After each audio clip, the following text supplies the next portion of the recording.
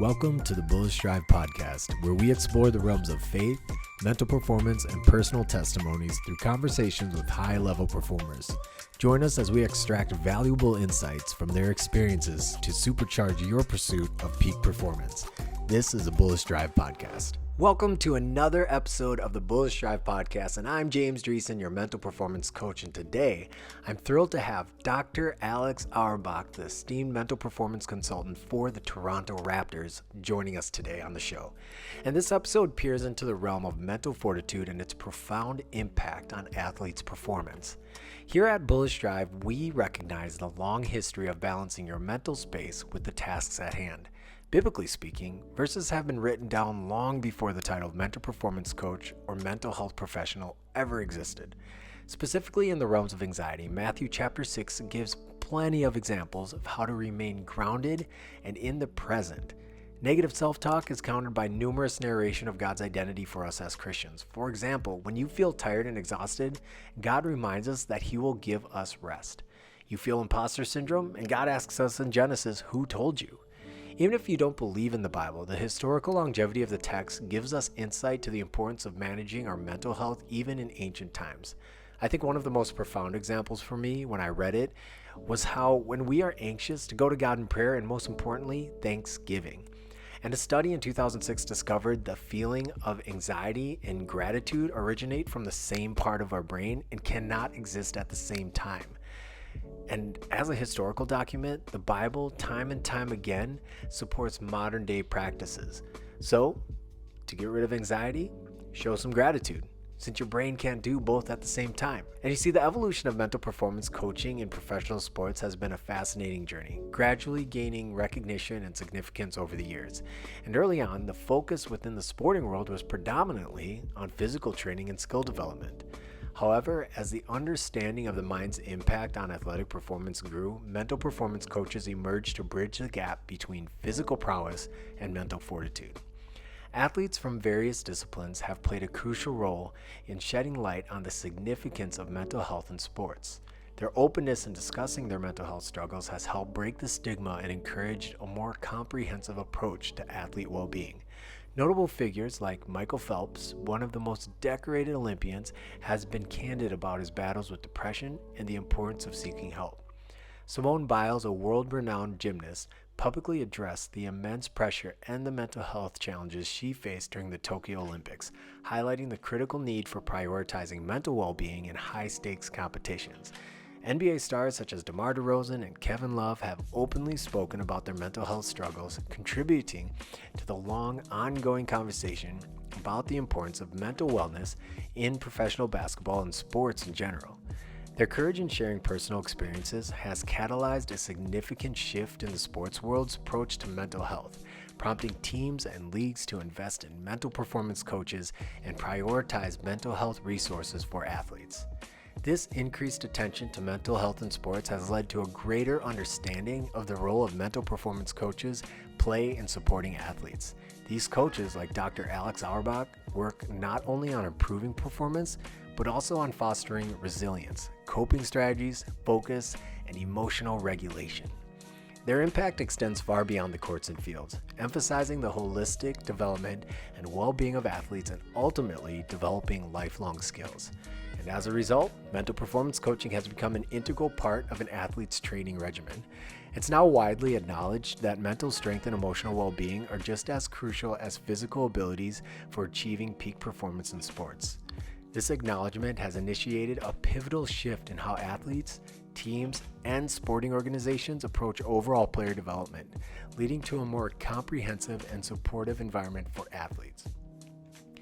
In this episode, Dr. Auerbach shares his insights on the challenges of working with professional champion basketball players, shedding a light on the nuances of mental performance across different sports. He'll delve into the specific skills and techniques he employs to assist athletes in optimizing their mental game. Additionally, we'll explore the crucial role of finding the right mental performance coach tailored to individual needs and aspirations. So I'm incredibly excited and blessed to have Dr. Alex Auerbach on the Bullish Drive Podcast today. Alex, I appreciate your willingness to come on today. Welcome to the show. Thanks for having me. I'm glad to be spending this time with you. I started my career actually as a football coach. So I began my whole journey coaching the technical, tactical side of sport. And after a few years, I found that what I really gravitated toward and where I felt I was most energized was in my work one-on-one with athletes on stuff happening off the field, dealing Mhm. with like partner issues or choosing a major or moving, like real life Yeah. stuff. And I was just like, man, I wonder what it would look like to spend more of my time doing that. And so, yeah, I went through a little period of soul searching and ultimately went to a career counselor who was like, dude, this sports psychology thing, it's a real thing. And I'm like, oh, interesting. So I started to explore a little bit. I was really fortunate to get introduced to a sports psychologist at the University of Arizona, where I did my undergrad, who kind of showed me the potential paths. And then when I got my PhD in counseling psychology, ended up actually going back to Arizona to take over the mental health and mental performance services there, and then joined the Toronto Raptors around 11 days before the season shut down in March 2020. So it's been a bit of a winding road to get here, but super fun. I mean, I love helping people figure out how to perform their best, achieve their full potential, live full and meaningful lives. And I get to do that on a regular basis with some of the best athletes in the world. Yeah. Yeah. No, that's so you started in football and then you moved over to basketball. Does that translate really well, those two sports, especially with the mental skills side? How does that translate over? Yeah, the games are different, right? So the skills are a bit different. Basketball, I think, is a little bit more fluid of a game in the sense that like there's not as much stop and start, and there's a lot of stuff that happens that's kind of freelance or off script or quickly changes. And football, excuse me, is a pretty scripted sport, so the skills are a little bit different. But ultimately, the much of the mental skills kind of cut across sports. It's just time and context and place where you'd use them. So it's been an interesting ride to learn basketball. I mean, there's some fundamental kind of like concepts of sport that overlap, right? Both of them are around manipulating space and moving a ball to one specific part of a destination. So there's some parallels too, but it's a different world for sure. How has it been integrating yourself into the coaching team with basketball? Because is mental skills a fairly new addition to professional sports teams, or has it been something that's been around for a while? I mean, the real history of mental skills goes back, I mean, decades and decades really to baseball. I mean, baseball's been, I Mm. think, at the forefront of mental skills innovation and mental training in pro sports for a while, but basketball's not been too far off. I mean, there have been people around in and around basketball for 20, 30 years. It's just now starting to become a bit more solidified into, a full-time role with real responsibilities and not just pop in and pop out. So with the coaching staff, I mean, it's been interesting. I think having a background as a coach does give me a Mm. bit more empathy to what that experience is like, and I think lends some credibility in a way that maybe other sports psychologists don't have. So that's been interesting, but ultimately, coaches are pretty similar kind of across sports, right? They want to develop talent, they want to coach, they want to teach, they want to help people be their best, and they love the game that they're a part of. And so, as long as you kind of understand those fundamentals, it's pretty easy to get moving with them. Yeah, yeah. Now you have your PhD. Are all mental performance coaches doctors, or are there some that aren't doctors? Yeah, you can get your certified mental performance consultant certificate without getting your PhD. You can do it if you're a master's level clinician or practitioner. So it's its own certification through the Association of Applied Sports Psychology. I would say in pro sports now, most of us are probably PhD, but Mm. there are a handful that are not. Mm. Okay, okay, that's good. So what how is mental skills then specifically tied within the game? You mentioned just some of the external things athletes are dealing with. So now if we bring it into the game, what does that look like for an athlete? How do you work with individuals and a team in developing that mental skills side of it in general? Yeah, I mean, I have my kind of foundational set of mental skills that I believe is really important for people to perform well. So I think about things like self-talk, mindfulness, goal setting, emotion regulation, kind of core foundational skills that regardless of what sport you play, really, like these are going to be things you need to know how to do, right? You need to be able to train your mind to be present. You need to talk to yourself in helpful ways. You need to be able to ramp your energy up or ramp Mm. down and control sort of where you are and the flow of the game. And so I start a lot of my work teaching some of those fundamentals, kind of the same way we think about teaching sports skills, right? Like you don't just run on a basketball court and shoot threes like Steph Curry, right? Like it takes a little bit of time to build that up, and this is no different, or the weight room kind of. And so I think about building those fundamental skills, and we do some work in groups, we do some work individually. It just kind of depends on what's going to work best for the player and for the situation. And then, there are unique challenges to basketball, I think, and all sports have some parallels, but I think the ones that are most common are, dealing with things like performance anxiety or performance under pressure, right? Shooting a free throw in front of 20,000 screaming people to win a game is a little bit stressful. Transitioning into and out of the game, learning how to recover effectively, these things are all really important for performing at your best. And then there's other kind of, I guess, foundational or fundamental things that are not necessarily mental skills, but they're important parts of the mental game to get right. So things like sleep, nutrition, hydration, like these things do impact the way your brain functions. And so, we got to get that stuff nailed down too, to really be the best that we can be. Yeah. And now you mentioned like playing and performing in front of a ton of people, specifically free throws. There's such a wide range of just levels of controlling that anxiety and management. Working with teams, then how do you deliver, effective strategies to each player to make sure they're performing at their peak when everyone's at different places? I mean, the beautiful thing about basketball is there's only 16 guys. So, at my level, it's not too tough to get to all people individually and kind of figure out. Everyone has their own pace. They learn their own way. They have their own practices that they're already doing. And so everyone needs different things. And so like anything, you build a relationship, you take time to get to know someone, you make small suggestions, you teach in a way that resonates for them. The same way the coaches work with each player individually. I see my role as trying to help people find their own unique way of practicing the skills. I don't have this blanket one size fits all, nor do I think that would work. And so that's the way I go about kind of slicing my work. Yeah. So if, like you said, there's a much smaller people on basketball than there is with football. You got like all these, there's so many kids I work with that are in football right now, and they're thinking of moving into the college scene, thinking of moving into the professional scene. Do you see a lot of football player when you were working with football? Do you see a lot of them individually then? Because there's so many more players there. Like, how did you manage that? I mean, I've had a handful of football players I've worked with individually in the NFL and college level. It is just like any sport, right? Any sport's got some mental components. It's just the way you deliver the skills, I think, is different, but still the skills I think are similar, right? Like all football players are trying to figure out how to talk to themselves effectively. And I'm sure you've seen that video of Aaron Donald and his pregame self-talk, you can see what it looks like at the really elite level. Or you've got some of the other guys like Dak Prescott talking about meditating and taking care of their mental health. Like it doesn't all have to be in this one-on-one setting. You can do it in groups. I have done it in groups, and I think it works fine too. But you'd be looking for teaching the same skills, I think, in that sport. Yeah. And when in professional sports, specifically with anxiety and maybe focus and concentration, you touched on some of the skills that really need to be looked at for those who are wanting to become professionals. If you had to make a list of some of the major things you touch on that you see with athletes, what do you think that would be? Would it be like focus, or just be developing toughness? Is it, visualization skills? What are you seeing in your work right now?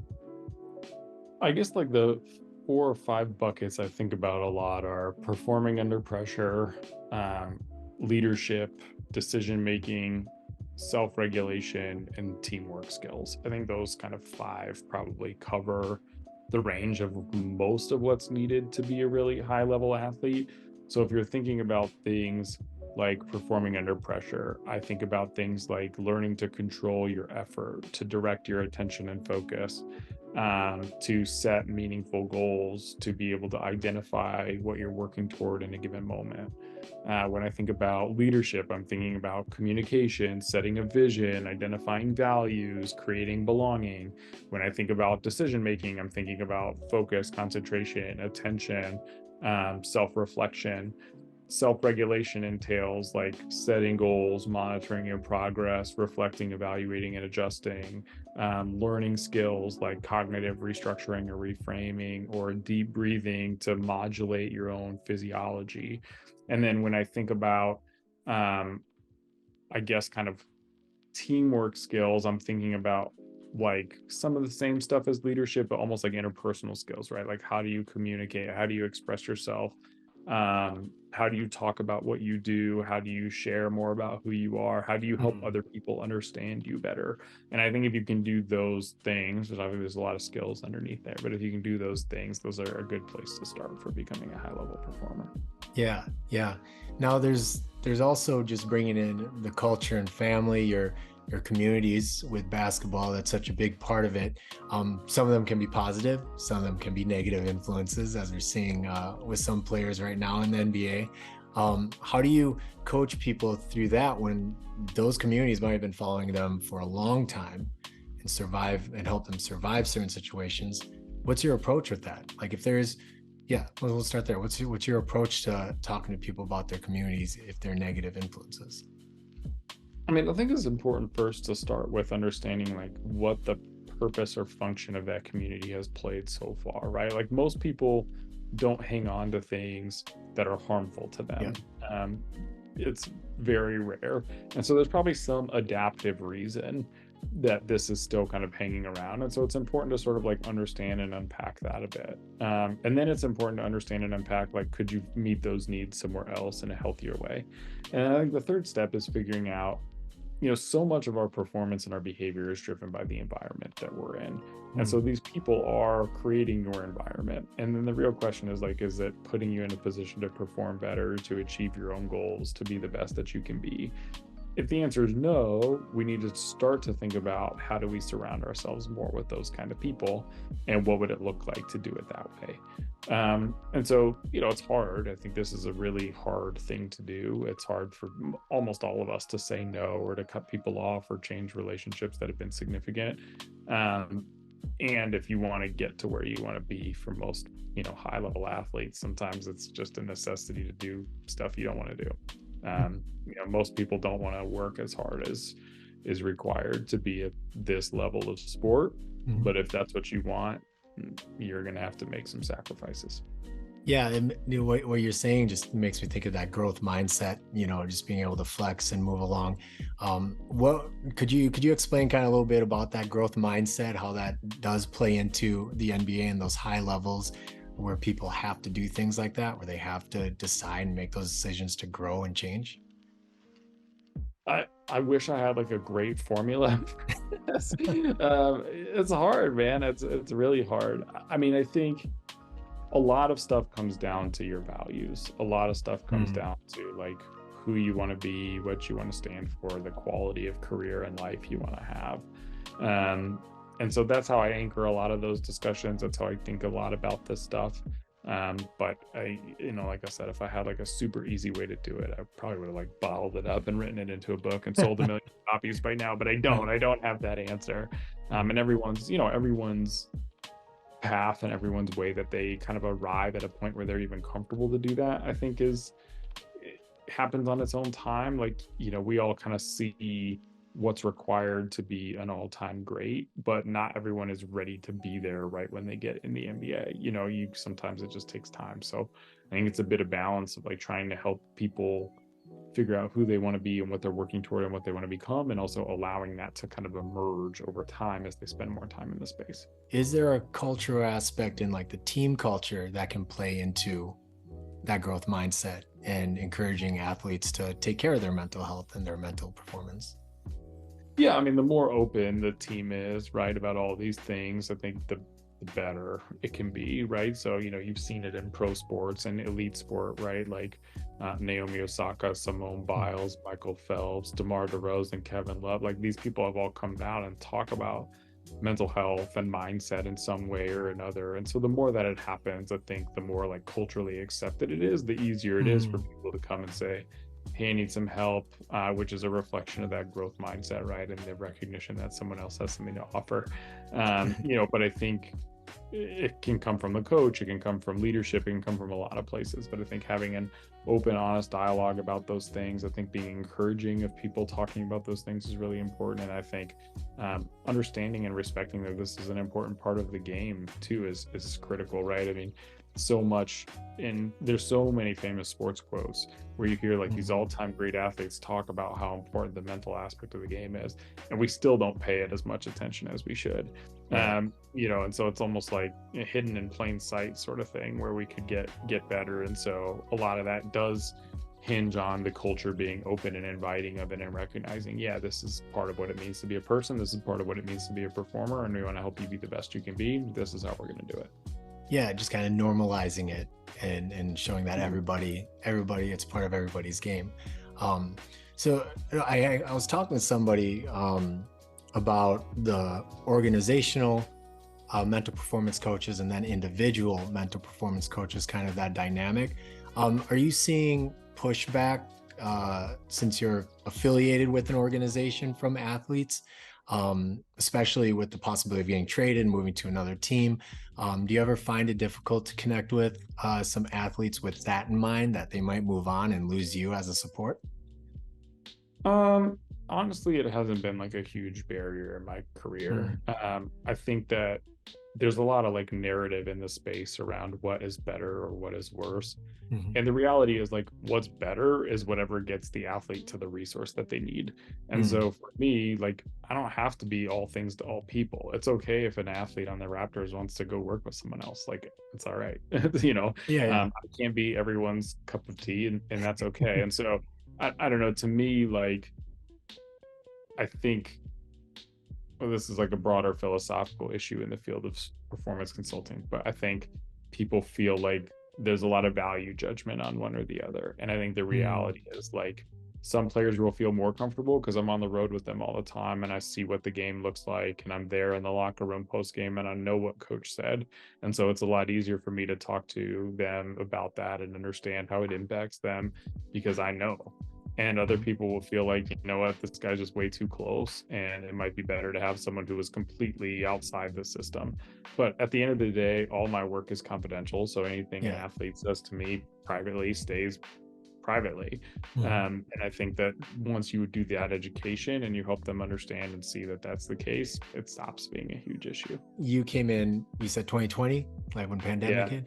So that was a year after the Raptors won the championship, right? How was that transition? Did you feel like you had to approach the mental performance a little differently now that they had that under their belt? Was there a confidence shift? Like, what did that look like? Because when working with championship players now and maintaining that high level performance. You know, I really don't know because I didn't have anything to compare it to beforehand, right? Like, I wasn't there pre-championship to see what was different. So I think for me, I had the expectation that these athletes are, you know, highly professional, they're deeply invested in their craft. And I think what it meant is that, you know, beyond anything else, if I was going to have some of their time, I needed to add value, right? I needed to help show how I could make them better. And so I think that was my main focus. I can't say what was different or not, right? Like, I've heard from people who worked there, oh, this was different or that was different, but I don't know. And so all I know is what I knew when I showed up, you know, 11 days before the season shut down. But, you know, there is, I think, something that comes with being a part of a championship culture, right? There are high expectations. You know that everyone's really high caliber, high quality person and performer. And so it has been, you know, tremendously impactful and really cool for me to get to be involved in that. Yeah. And how did you maintain motivation through the bubble? Like, when they're playing, how do you maintain motivation with that? Well, I mean, I think we tried to get as creative as we could in the bubble, you know, with social things and keeping people connected and engaged, and you know, trying to find some of the benefits of it too, right? You got a really kind of condensed time where everyone was all in a shared setting and a experience you're never going to have again. Like, there's parts of that I think that are kind of meaningful. And so you try to sort of double down on some of that stuff and find creative ways to minimize some of the hurt of being away from families, or the uncertainty was obviously a big deal of COVID during that time. Like no one really knew what any of it meant. But so, you just try to find ways to manage that and keep people locked into what they love doing, which is playing. One thing that I get a lot from parents is, how do I support my kids who want to be NBA players? Like these are like 10 and 11-year-olds, right?